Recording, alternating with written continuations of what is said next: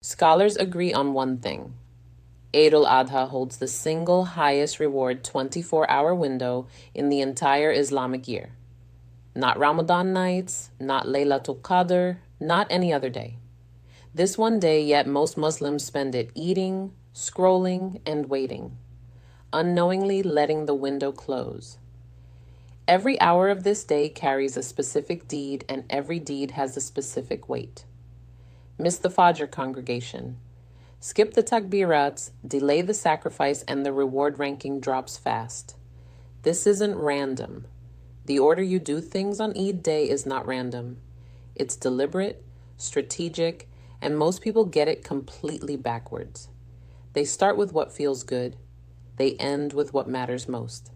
And by the time they reach what matters most, the day is gone. Here's what happens. You wake up late, you skip congregation, you miss the early takbeerats, you eat before praying, you scroll while your family waits, you give charity in the afternoon when you remember, you visit relatives when you feel like it, and you think you've done Eid. But you've actually wasted the highest reward window of the year because you did things in the wrong order. There are exactly 6 deeds that unlock this day.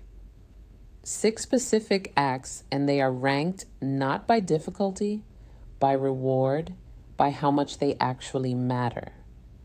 And if you know the ranking, if you know the sequence, if you know which hours matter most, everything changes. You don't waste a single minute. You don't miss a single reward. You walk into next year having actually used Eid al-Adha the way it was meant to be used. In the next few minutes, I'll walk you through all 6 deeds, ranked by reward. So you waste nothing this Eid. But first, you need to understand something. This isn't a checklist. This isn't do these things and you're done. This is a sequence, and the sequence is everything.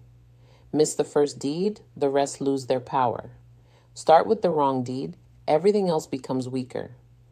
But understand the order and watch how every minute of this day becomes sacred. Watch how every hour becomes a reward multiplier. Watch how Eid actually transforms from a day you survive into a day that transforms you. That's what we're doing today. Not telling you what to do, but showing you the order in which to do it and why the order matters more than anything else. Everyone thinks the first deed of Eid is the prayer. They wake up, dress nicely, go to the mosque, pray, done. First deed accomplished. But that's not the first deed that comes later. The first deed, the one that ranks highest, the one that determines whether all the other deeds even matter, happens before you leave your house. It's intention, not a vague intention, not I hope today goes well, not I'll try to be good today. A specific, conscious, deliberate intention about what you're actually coming to this day for. Here's why this matters so much. Most people's intention on Eid is completely unconscious. They wake up because it's Eid. They think I should do Eid things. And then they just react to the day as it comes. No clarity, no direction, no real purpose.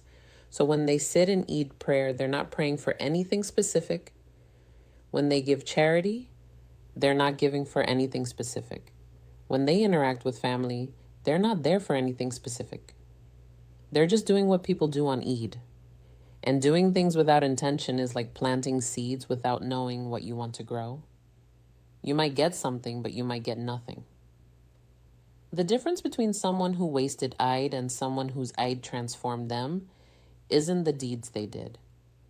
It's whether they knew why they were doing the deeds. Listen to what the Prophet, peace be upon him, said. Actions are by intentions. Every deed gets the reward of the intention behind it. So, if your intention is fuzzy, your reward is fuzzy. If your intention is clear, your reward is clear. This is why intention is the first deed and it ranks highest. Without it, everything else becomes weaker. But here's what makes this hard. You can't fake intention. You can't pretend to have a clear purpose and fool Allah. Your intention has to be real. So before you even think about what deeds to do on Eid, you have to answer this question honestly. What am I actually coming to this day for? Not what should I come for? What do I actually want from this day? Do you want forgiveness? Then say it. Make that your intention. Ya Allah, I'm coming to Eid seeking your forgiveness for every sin I've committed this year, for every moment I disappointed you, for every way I fell short. That's why I'm here today. Do you want closeness to Allah? Then make that your intention.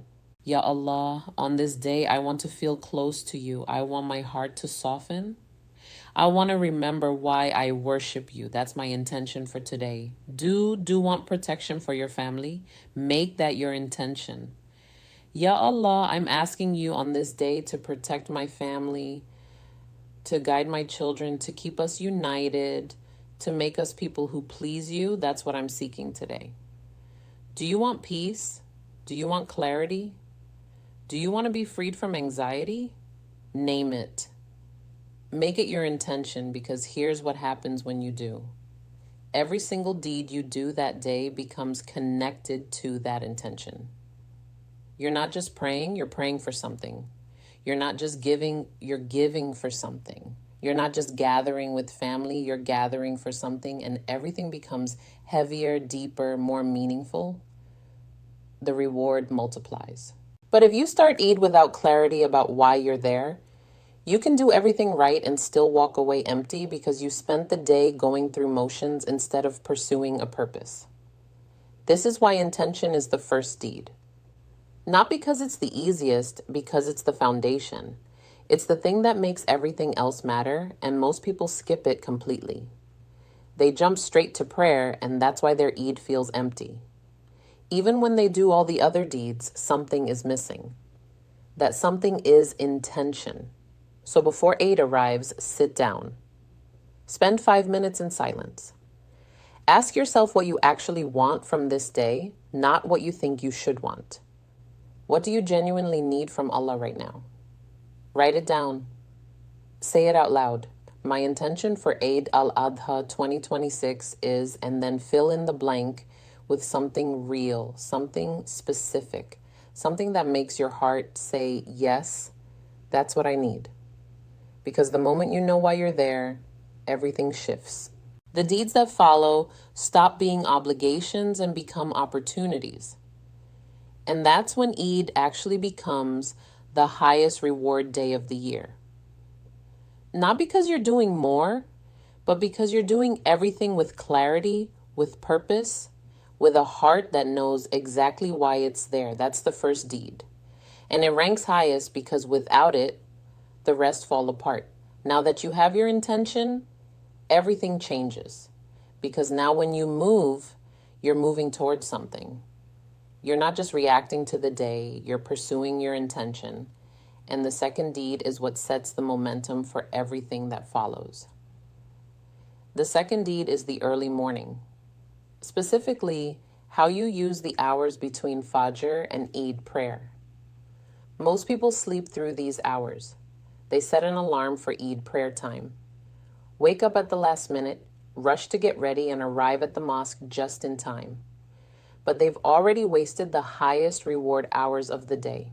Because these early morning hours carry a weight that no other hours carry. The Prophet, peace be upon him, said that the last third of the night is when Allah descends to the nearest heaven, when he calls out to those who are awake and seeking him, when du'as are answered, when hearts are transformed. But that's the night before. What about the morning itself? The morning of Eid carries something different. It carries a specific energy that only exists on this day. The Takbeerat, the remembrance, the gathering of believers heading toward one place. Everyone moving in the same direction. Everyone's heart turned toward the same Lord. This creates a momentum that can feel, but only if you're awake enough to experience it. Only if you've prepared yourself to be present for it. Here's what the second deed actually is. It's showing up early. It's being awake and ready before the prayer starts. It's spending the time between Fajr and Eid prayer in remembrance, in Takbeerat, in preparing your heart for the prayer that's coming. Not checking your phone, not eating breakfast, not getting distracted, but actually using those hours to build momentum, to heighten your spiritual state, to prime your heart for what's about to happen. Why does this rank second? Because intention without momentum is just a wish. You can have the clearest intention in the world. But if you're groggy and rushed when you arrive at the mosque, if your heart is scattered and distracted, if your mind is thinking about breakfast, your intention doesn't matter much. But if you've prepared yourself, if you've woken early, if you've spent the morning building momentum, if you're fully present when Eid prayer starts, then your intention becomes powerful. Then your presence in that prayer means something. Then the dua you make in that prayer actually carries weight. This is why the second deed is how you use the early morning hours, because these hours determine the quality of everything that comes after. Think about it. You can pray Eid prayer in two different states.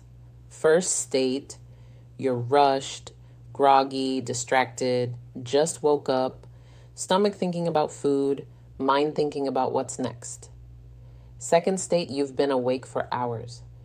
You've been in remembrance. You've been building momentum. You're fully present. Your heart is prepared. You arrive at the mosque ready to worship. Same prayer, different experience, different reward. The difference is the early morning hours. So the second deed is this. Set your alarm for before Fajr. Not for Eid prayer, for Fajr. Wake up. Perform ghusl with intention. Spend time in remembrance. Say the Takbeer as you go to the mosque. Stay in the mosque after Fajr. Don't leave. Spend the time between Fajr and Eid prayer in dua, in Quran, in preparing your heart. Let the momentum build. Feel the energy in the mosque as more people arrive. Feel your heart rising. Feel the anticipation. Feel yourself becoming present.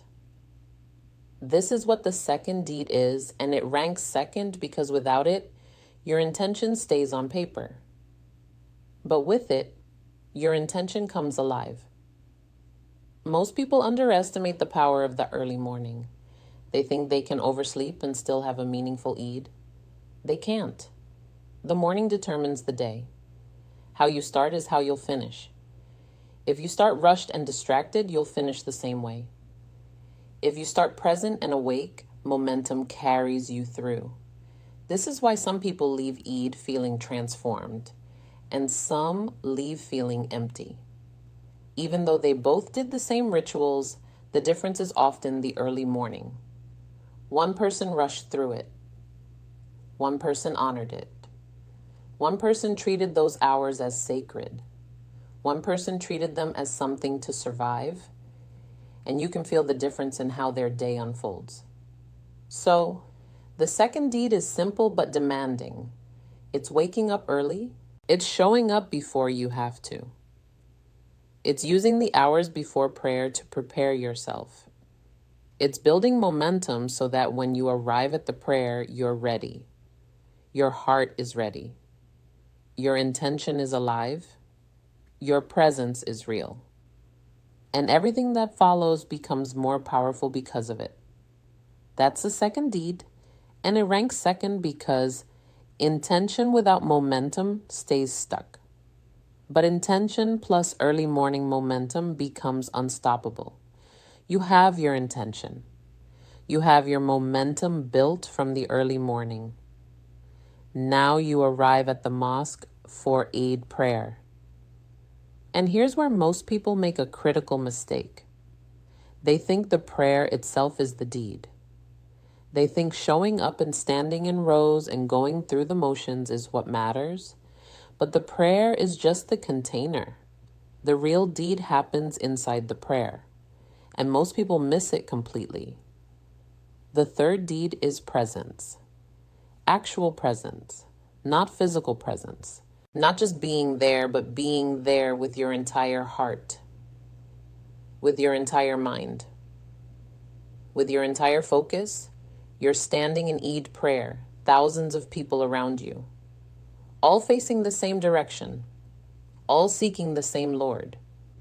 But are you actually there, or is your mind somewhere else? Most people's minds are somewhere else. They're thinking about what comes after, about the food waiting at home, about what relatives they'll visit, about whether they look good, about what other people are wearing, about whether they did the prayer right, about whether anyone's looking at them. Their body is in the prayer, but their heart is scattered everywhere else. And the prayer becomes just a ritual, just something to check off, just something to survive until it's over. But presence transforms it into something else entirely. Presence turns prayer into actual connection. Listen to what Allah says in the Quran. Those who are present during their prayer, those who are heedful, those are the ones closest to Allah. Not the ones who pray the most, not the ones who memorize the most Quran, not the ones who dress the best, the ones who are actually present, who show up with their whole heart, who leave everything else outside the prayer and just be there. That's who Allah describes as closest to Him. This is why presence ranks third, because you can have intention and momentum. But if you're not present during the prayer doesn't touch you. It passes over you and you walk away unchanged. But if you're present, if you're truly there, if you've let go of everything else and just focused on being before Allah, the prayer changes you. Even if it's the exact same prayer, the difference is presence. Here's what presence actually looks like on Eid. You enter the mosque and you're not thinking about later. You're thinking about now. You take your place and you're not worried about how you look. You're focused on the prayer starting. The takbirat begins and you're not distracted by sounds around you. You're in the takbirat. The imam begins and you're not thinking ahead to what comes next. You're listening to what he's saying right now. The sujud comes and you're not planning your day. You're in sujud. You're present. Your entire being is in this moment. This prayer, this connection with Allah, nothing else exists. And when the prayer ends, you're not rushing out to eat or to greet people. You sit for a moment and you're present with what just happened. Present with the prayer. Present with Allah. Present with the moment. That's presence. And it's harder than it sounds.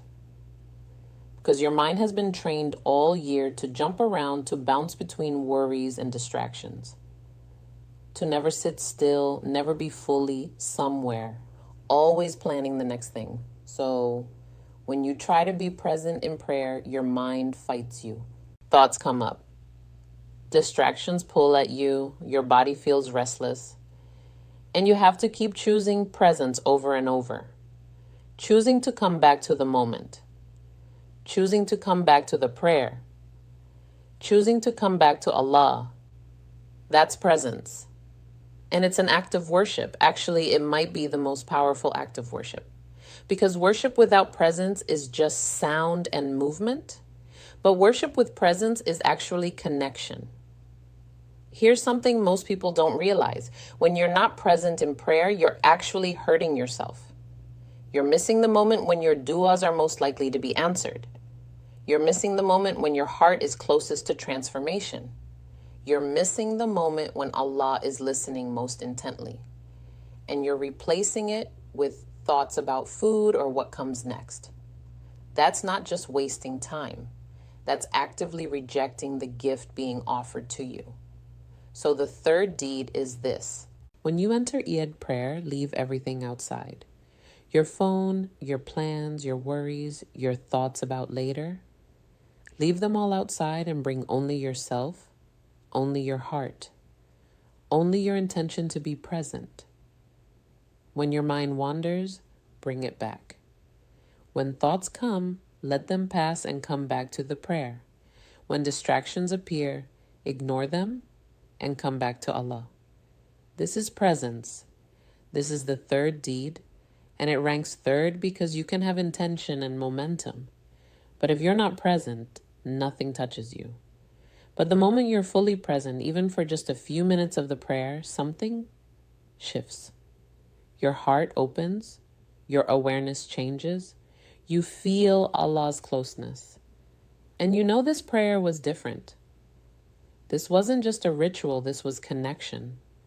And that connection carries through your entire day.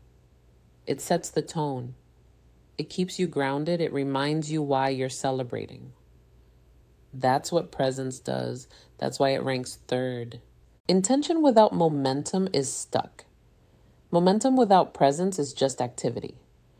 But intention plus momentum plus presence becomes real worship, real connection, real transformation. Most people skip this. They show up physically, but they're absent mentally. And they wonder why their Eid feels hollow. It's because presence was missing. Don't make that mistake. When you pray Eid prayer this year, be there. Actually be there with your whole heart, with your whole mind, present. That's the third deed. Eid prayer is over. You've been present. Your heart is still connected. The energy is still high. And now you're walking out of the mosque. This is where everything can still collapse, because the fourth deed is what happens after the prayer. And most people don't even realize it's a deed. They think the deeds end when the prayer ends, but they don't. In fact, some of the most powerful deeds are still coming. The fourth deed is character. How you behave in the moments after prayer. How you speak to people. Your tone with family. Your patience with children. Your response when something irritates you. Your treatment of servants and helpers. Your attitude toward people who annoy you. This is where Eid gets won or lost, because one moment of bad character can undo everything you've just done. One unkind word, one moment of impatience, one act of arrogance, and the entire day shifts. The energy changes, the blessing disappears. Listen to what happened historically. Throughout Islamic history, there are stories of people whose entire year of worship was accepted because of their character. And there are stories of people whose entire year of worship was rejected because of one moment of bad character. One moment. That's how powerful character is, because character is where your intention actually lives. Character is where your presence actually manifests. Character is where people actually feel whether you're sincere or performing. You can pray beautifully, but if you snap at your child afterward, everyone sees that your prayer didn't change you. You can fast all year, but if you're rude to the waiter on Eid, everyone knows your fasting didn't soften your heart.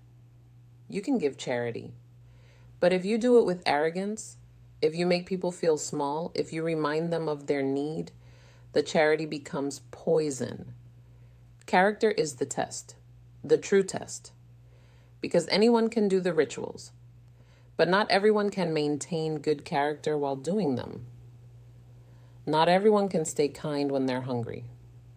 Not everyone can stay patient when they're tired. Not everyone can stay humble when they're being praised for their deeds. This is where the real worship happens, in those moments when nobody's watching, when you could get away with being unkind, but you choose kindness anyway.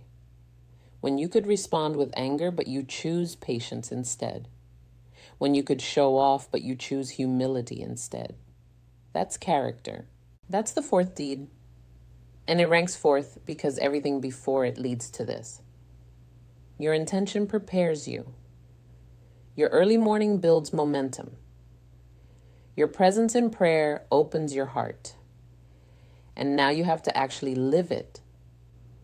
You have to prove that the prayer changed you. You have to show through your character that you're not the same person who walked into the mosque. Here's what character looks like on Eid. Someone asks you something, and instead of snapping, you answer kindly. Your child does something annoying, and instead of yelling, you respond patiently. Someone says something that bothers you, and instead of getting defensive, you stay calm. A family member is struggling, and instead of judging, you offer support. Someone needs help, and instead of making them feel bad, you serve them with respect. That's character. And people feel it immediately. When someone treats you with genuine kindness on Eid, you remember it. When someone is patient with you, you notice. When someone serves you without making you feel less than, you feel valued. Character does that. Character is what makes Eid actually feel like a day of celebration. Not the food, not the clothes, not the gathering. Character. Because if everyone in the gathering is being kind, if everyone is patient, if everyone is humble, the day feels sacred. But if people are rude, if they're impatient, if they're arrogant, even the best food and nicest clothes can't fix it. The day feels off. The energy is wrong. So, the fourth deed is this. It's a commitment. Before Eid arrives, commit to this. No matter what happens on Eid, no matter how frustrated I get, no matter how tired I become, I will maintain good character. Not perfect character, just conscious character. Just trying. Just choosing kindness and patience when your default would be something else. This means when someone bothers you, pause before you respond. When you feel irritation rising, take a breath. When your patience is thin, call on Allah for strength. When you want to snap, remember that this person deserves kindness. When you want to show off, choose humility instead. When you want to remind someone of their need, serve them with respect instead. This is character on Eid. And it's harder than the rituals, because the rituals happen in the mosque where everyone's behaving, but character happens in the home with family. When you're tired and hungry and people are asking things of you, that's when character gets tested.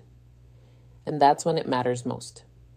So, the fourth deed ranks fourth, because without clear's throat, your intention is just words. Your momentum is just feeling. Your presence in prayer is just an experience. But character is where you prove it was real. Character is where you show that something actually changed. And if your character doesn't change on Eid, nothing really changed. You just had a nice spiritual experience, but you're walking away the same person. But if your character does change, if people feel the difference in how you treat them, if they see that Eid transformed you, then something real happened. Then the deeds mattered. Then the day actually transformed you. That's the fourth deed, character. And it's the test that everything before it was building toward. Now you're living the day with intention, momentum, presence, and good character. The energy is completely different. People around you feel the difference. Your family notices. Your relatives see it.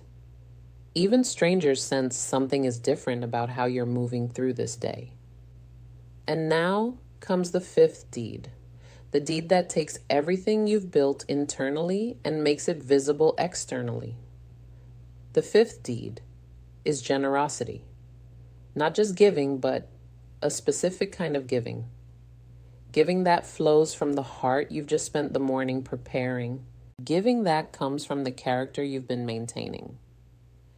Most people think generosity means slaughtering the animal and distributing meat. That's part of it, but that's not the fifth deed. Everyone does that. That's the ritual. The fifth deed is the generosity that goes beyond the ritual. The giving that happens because you've chosen to give. Not because you have to, not because it's prescribed, but because your heart, having been opened by intention and presence and character, naturally wants to give. Here's the difference. You slaughter the animal because it's sunnah. That's one thing, but you also feed the hungry person who has nothing. You also pay the debt of someone who's struggling. You also give to the family